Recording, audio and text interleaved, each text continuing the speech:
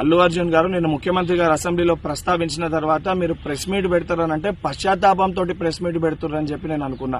ఎందుకంటే సంధ్యా థియేటర్ సంఘటన జరిగిన తర్వాత ఆ సంఘటన మీ దృష్టికి వచ్చిన తర్వాత కూడా మీరు ఈ రకంగా మూవీ ఎప్పటి వరకు చూసిర్రు, ఎప్పటి వరకే క్లాప్స్ కొట్టిర్రు, వెళ్లేటప్పుడు మీరు అభివాదం తెలుపుకుంటూ వెళ్ళినరా లేదా మీరు ర్యాలీగా వెళ్ళినరా, చాలా క్లియర్ గా ఫుటేజెస్ కనబడుతున్నాయి. మీరు అవన్నిటినీ పక్కన పెట్టి ఏదో లేను జరగలేదు నా దృష్టికి రాలేదని చెప్పి మీరు మాట్లాడుతున్నారు. సరే, మరుసటి రోజు మీ ఇంటి దగ్గర కూడా మీరు ఇన్సిడెంట్ జరిగిన తర్వాత కూడా పటాకీలు కాల్చుకున్నారు.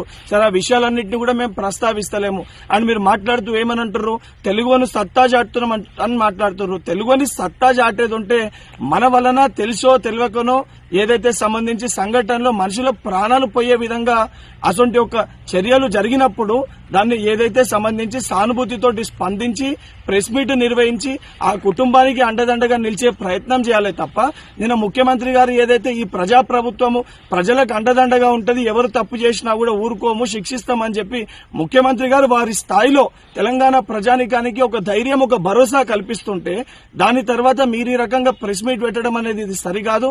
ఇప్పటికన్నా మీరు మాట్లాడిన మాటలపైన మీరు ఆత్మవిమర్శ చేసుకుని మీరు మాట్లాడిన మాటల్ని వెనుకకి తీసుకోవాలని చెప్పి డిమాండ్ చేస్తున్నా.